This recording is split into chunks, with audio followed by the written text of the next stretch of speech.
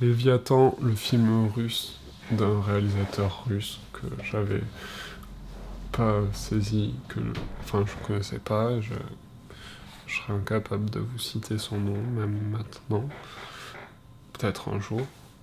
Mais du coup, je viens de sortir de la séance là, et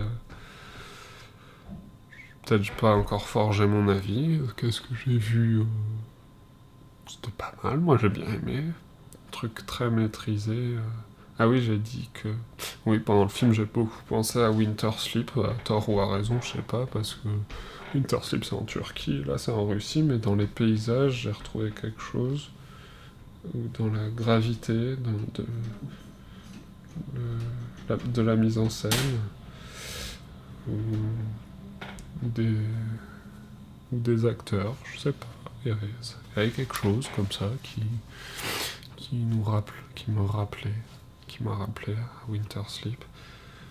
C'était pas désagréable. En plus, oui, le fait qu'ils étaient tous les deux dans la même compétition, c'est Winter Sleep qui a gagné, pas Léviathan. Du coup, pendant le film, je me disais, j'avais l'impression de regarder un sous Winter Sleep. Mais c'est pas vraiment ça. Là, ça parle plus de problème d'un maire corrompu dans un petit village en Russie qui s'acharne sur un petit propriétaire terrien. Bon, j'ai pas bien compris non plus les questions, les enjeux politiques et tout ça. Je connais pas l'histoire de la Russie. Voilà.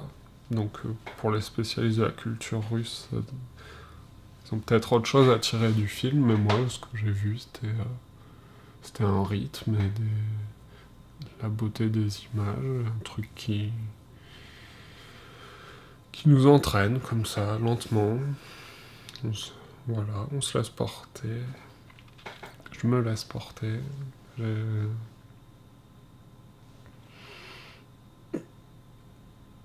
Un peu sous anesthésie, hein. Il n'y a pas de grand chamboulement.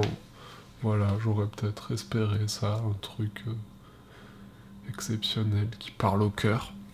Mais là, ça parlait un peu, ça parlait à la tête. Doucement, ça chuchotait. Voilà, ça m'a chuchoté des trucs que je comprenais pas bien. Mais les